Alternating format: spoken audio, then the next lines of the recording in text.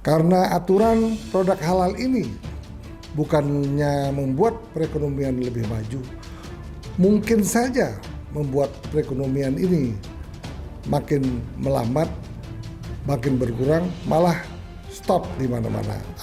Untuk mendapatkan logo halal yang ditempel di masing-masing produk tidaklah mudah.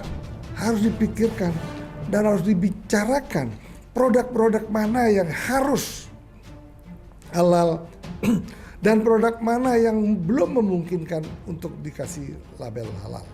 Bagaimana kalau UMKM ini mati? Maka rakyat Indonesia pun mati.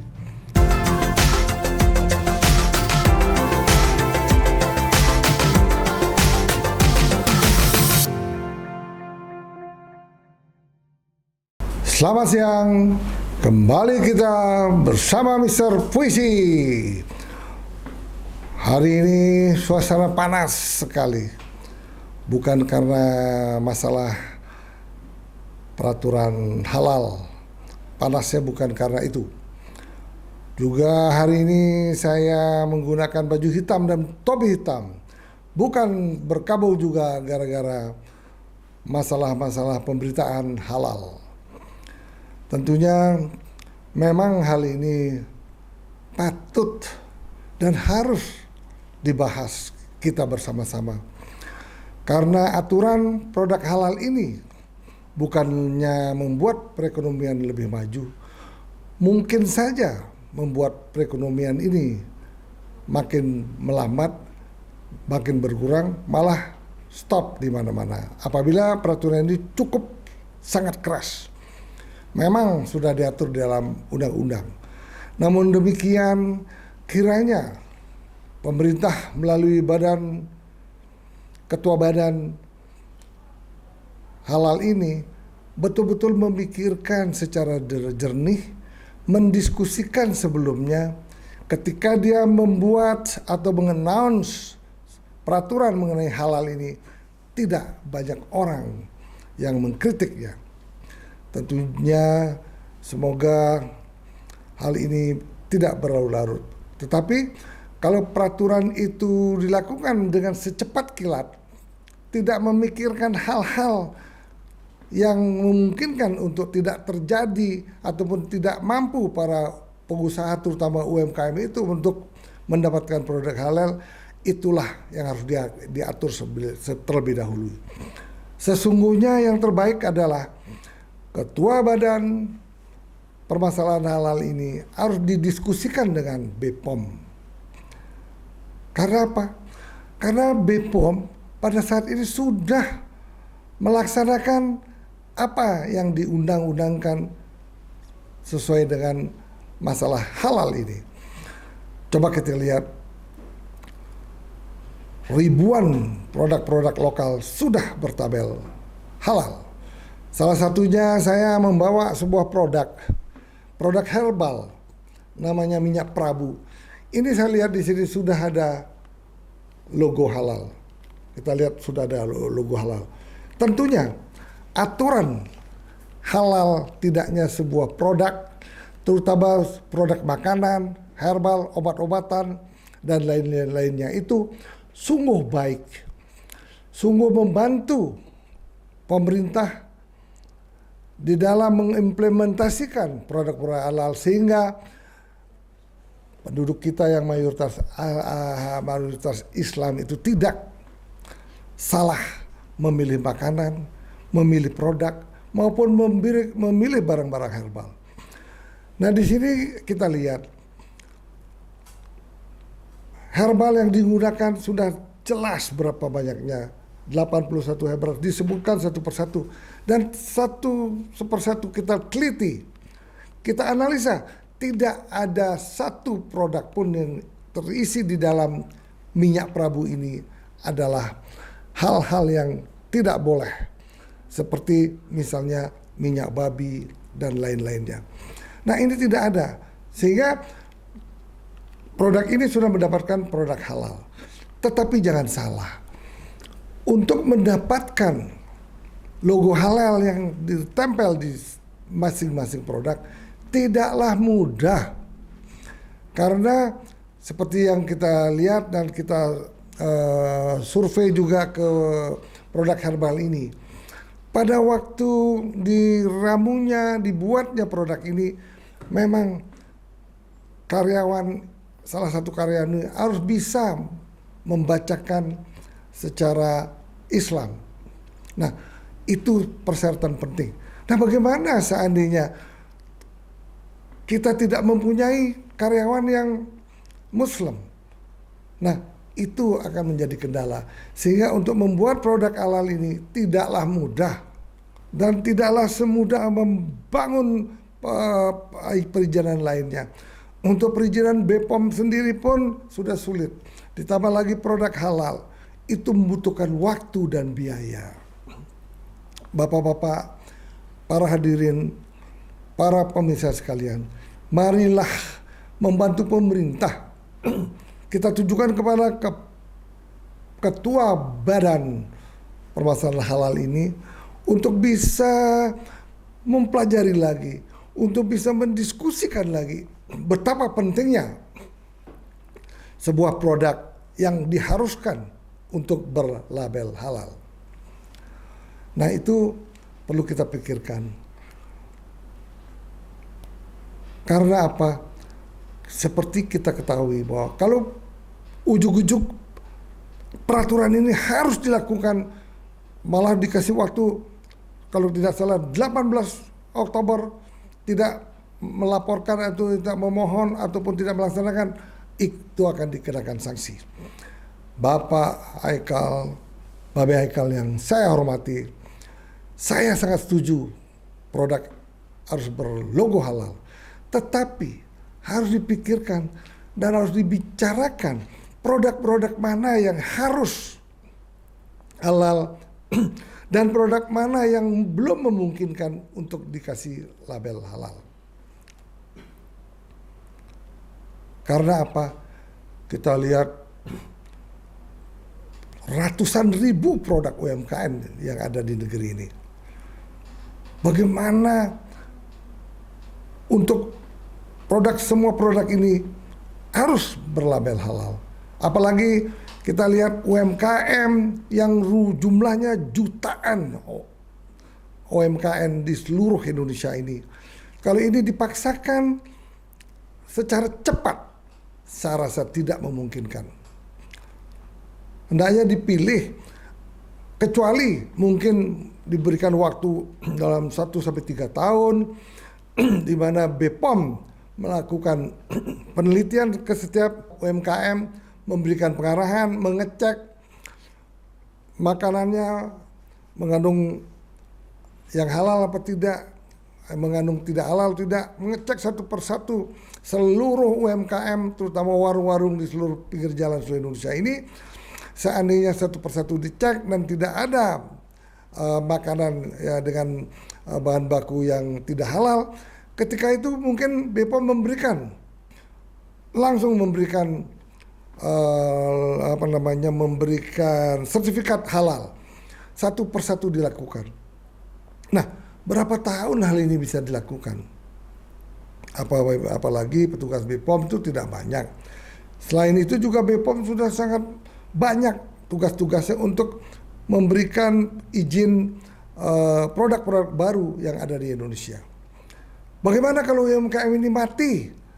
Maka rakyat Indonesia pun mati. Karena kita lihat kalau tidak ada UMKM, apabila pada waktu COVID itu UMKM pun tidak dibuka dan tutup 100%, maka pada saat itu pun krisis ekonomi akan terjadi. Ternyata karena UMKM masih boleh dagang, boleh buka, dan masyarakat juga bergantian boleh keluar rumah, sehingga pertumbuhan masih ada waktu itu sebanyak 3%. Nah, apabila ini dilakukan dan semua UMKM diberikan sanksi misalnya, maka perekonomian Indonesia akan mati. Apalagi ya bonus demografi yang saat ini bukan menguntungkan negeri yang penduduk padat ini. Justru bonus demografi ini merupakan tantangan pemerintah untuk mencetak lapangan pekerjaan yang begitu banyak. Itu harus dipikirkan. Nah, biar lebih jelasnya apa sih yang akan dilakukan Babe Haikal, semoga kita bisa menyimak bersama apa yang diinformasikan oleh Babe Haikal yang baru saja menjadi ketua badan.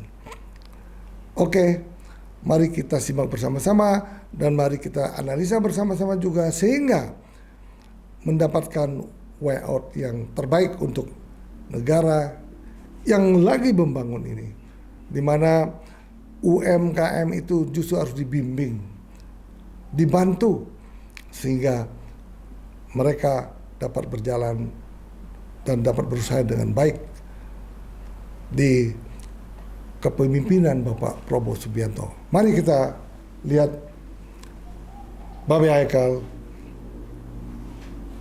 apa yang dikatakan oleh beliau.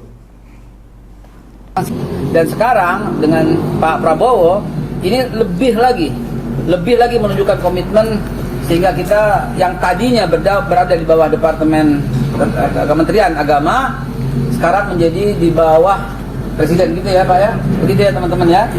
Nah akhirnya kita menjadi lebih leluasa, kita akan buat terobosan-terobosan yang nanti mudah-mudahan akan menjadi lebih cepat, lebih baik, lebih murah, lebih profesional lah begitu. Yang kedua yang ingin saya sampaikan adalah jangan lupa nih, semua produk ini tolong nih wartawan ini mitra kita ya, tolong semua produk yang ada, yang beredar, yang masuk, yang diperjualbelikan di wilayah Republik Indonesia wajib bersertifikat halal. Itu undang-undang itu. Jadi gimana ya mesti begitu ya. Terus yang dimaksud dengan produk yang saya bilang tadi itu semua yang berbentuk makanan, minuman, bentar, kalau makanan tuh hotel, ada makanan nggak di dalamnya?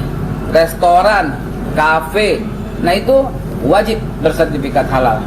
Minuman juga, dan kedua, ketiga obat juga, kemudian kosmetik juga, kemudian semua yang termasuk, bahkan fashion ya, barang guna semua, dan sembelihan juga, jangan lupa sembelihan dan semua barang-barang olahan. Pokoknya nanti mudah-mudahan ke depan yang masuk ke badan kita, yang menempel di badan kita, semuanya insya Allah akan kita upayakan secepat mungkin dengan peraturan dan regulasi yang ada. Dan jangan lupa nih para pelaku usaha nih, kalau sampai batasnya tanggal berapa kemarin? 18 ya. Ini Pak Akil yang udah berjuang selama 3 tahun ini telah membuat kita jalannya udah tinggal jalan tol. Kalau udah macet juga kebangetan lah kita ya. Nah, saya juga dibantu sama Pak Wakil ya, Pak Waka ya, kepala badan, Pak panggilnya Pak Ferry, Pak Afriansyah Nur. Jadi nanti ya pelaku usaha nih saya bilangin, mulai tanggal 18 Oktober kemarin, kalau seandainya belum juga mau proses, belum juga ada logo daripada halal ini, halal Indonesia, akan kena sanksi. Sanksinya pertama administratif, kita kasih persuasif, peringatan. Ya, kita kasih peringatan, kita kasih persuasif. Kalau masih juga sanksi kedua itu adalah berupa satu, bisa penutupan usaha, bisa pentarikan dari peredaran. Luar biasa. Halo, Babe Haikal. Prinsipnya kita sebagai pengusaha juga, prinsipnya setuju sekali melaksanakan undang-undang khususnya untuk produk halal. Tetapi janganlah ngawur ataupun sangat sembarangan. Sebaiknya kita usulkan dan diskusikan dulu dengan departemen terkait bagaimana untuk melaksanakan hal ini secara perlahan dan tepat sasaran. Apalagi saya lihat juga dikatakan sampai fashion juga harus halal, ada logo halal. Bapak-bapak, para hadirin sekalian, tolonglah terjun ke lapangan untuk mendapatkan produk halal ataupun label halal di sebuah produk tidaklah mudah. Coba bapak-bapak masuk ke supermarket, berapa puluh ribu produk yang ada di supermarket, pasar dan lain-lain, sangat sedikit yang berlogo halal. Bagaimana hal ini bisa dilakukan secara masif? Maka harus diusulkan bahwa untuk mendapatkan produk logo halal, tentunya tidak harus membutuhkan biaya apapun. Dan waktunya juga dipercepat, mungkin 1 hari bisa selesai. Untuk fashion sendiri, misalnya untuk baju harus ada label halal, itu impossible. Pengusaha pariwisata Pulau Bali pun sangat menyayangkan peraturan ini diinformasikan secepat kilat. Coba bayangkan betapa sulitnya kalau hal ini dilakukan, terutama di Bali, merupakan daerah pariwisata yang cukup besar. Devisa negara yang dihasilkan oleh Pulau Bali ini. Dan seperti kita ketahui bahwa produk UMKM yang ada di Bali sangat banyak jumlahnya, puluhan ribu UMKM yang ada di Bali. Dan kebetulan kebanyakan UMKM yang ada di Bali, yang ada di sepanjang jalan Pulau Bali ini, sebagian besar berasal dari Pulau Jawa.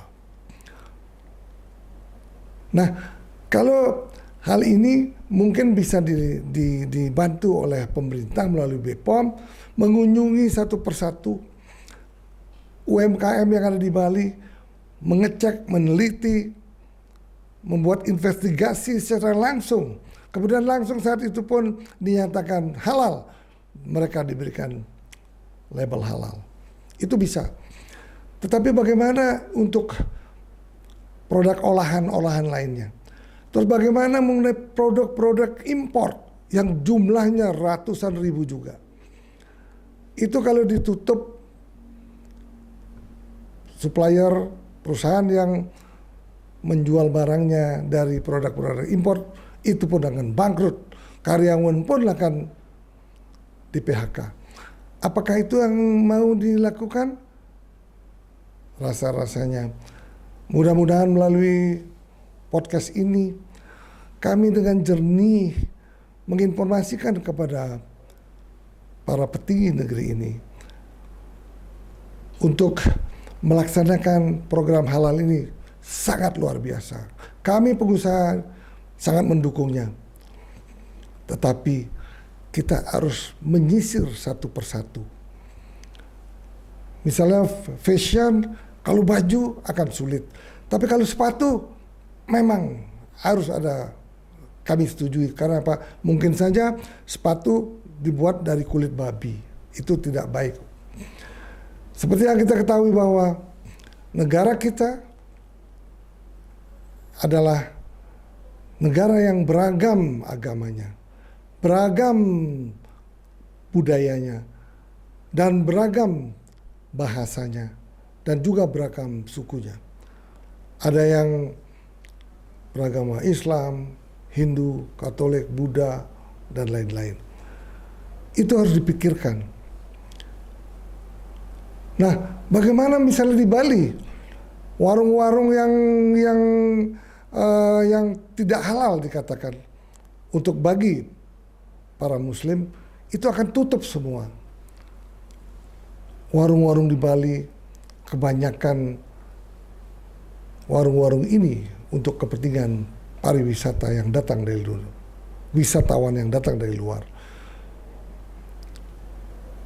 Coba kita bayangkan, kalau itu sanksi sangat berat, UMKM yang hampir 90% yang dari Jawa itu juga akan bangkrut, akan tutup apabila dia belum sempat untuk mengurus label halal. Apa mau kita melakukan hal ini secara keras? Marilah kiranya Ketua Badan Masalah Halal ini melakukan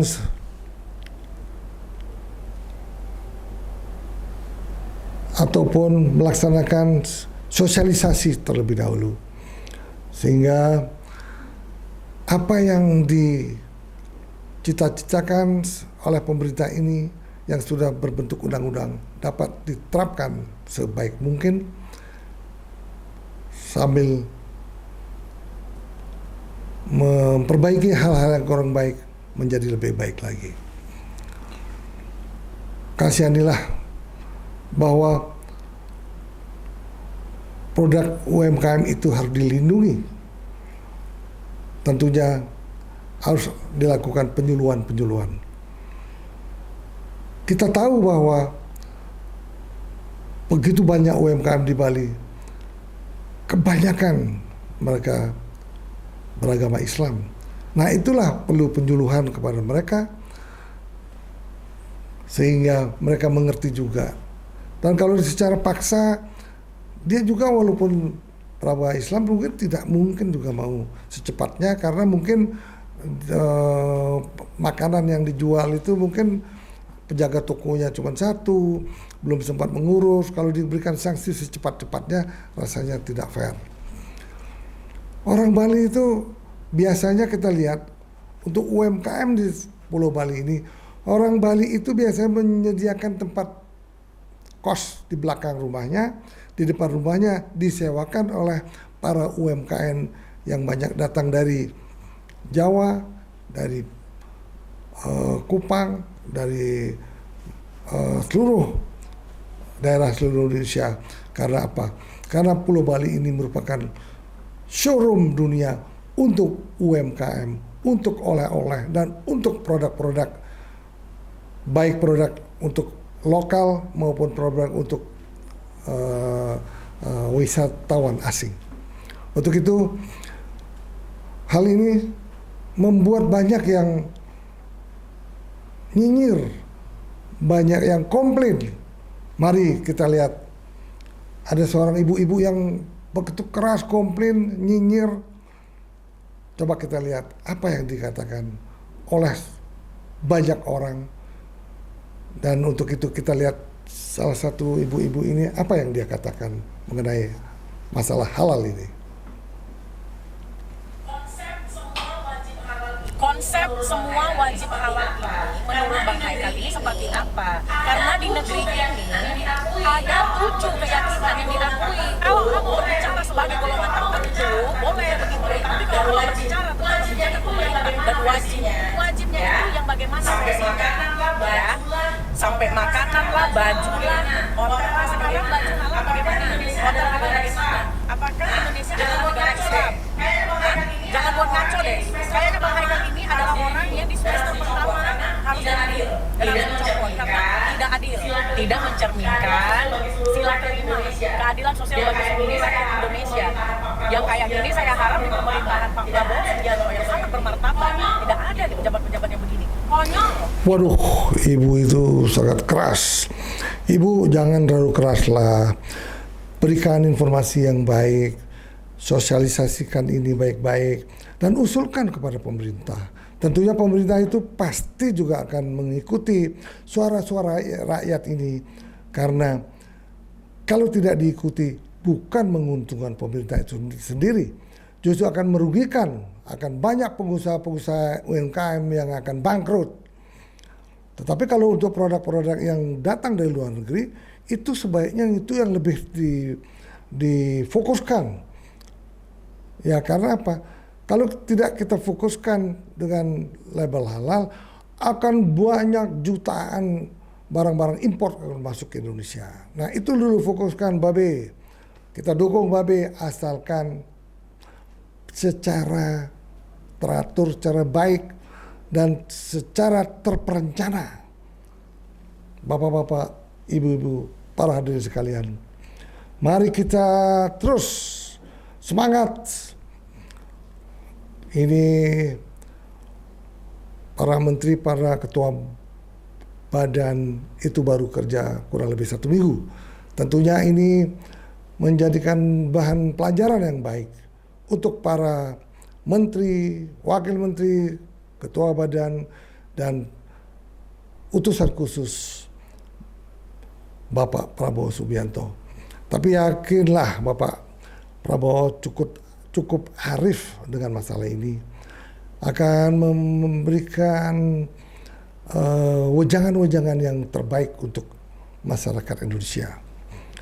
Halo para perwakilan di DPR, saya lihat sekarang banyak anggota DPR yang cukup kritis. Tentunya kita menunggu para legislatif yang banyak juga dari artis, pengusaha, dan seniman untuk bisa secara kritis membantu pemerintah sehingga program pemerintah untuk memberantas korupsi itu dapat berjalan dengan baik. Bapak-bapak, para hadirin sekalian, jangan lupa selalu nonton Mr. Puisi Live, karena Mr. Puisi Live akan membantu Anda sekalian, juga membantu pemerintah dalam menganalisis setiap kebijakan. Semoga kebijakan yang akan diambil oleh pemerintah cukup baik demi program pemerintah yang begitu hebat, yaitu untuk mensejahterakan rakyat Indonesia. Tidak lupa salam hormat untuk Mr. Puisi kepada seluruh menteri, wakil menteri, ketua badan, dan utusan khusus. Semoga bapak-bapak, ibu-ibu, para hadirin sekalian dapat membantu melaksanakan program Bapak Prabowo Subianto dengan jujur dan hebat. Bapak-bapak, jangan lupalah subscribe Mr. Puisi, follow and share, sehingga program live Mr. Puisi ini dapat berjalan dengan baik dan sukses selalu. Semoga bapak-bapak, ibu-ibu, para hadirin sekalian selalu berbahagia dan selalu tersenyum. Bye-bye.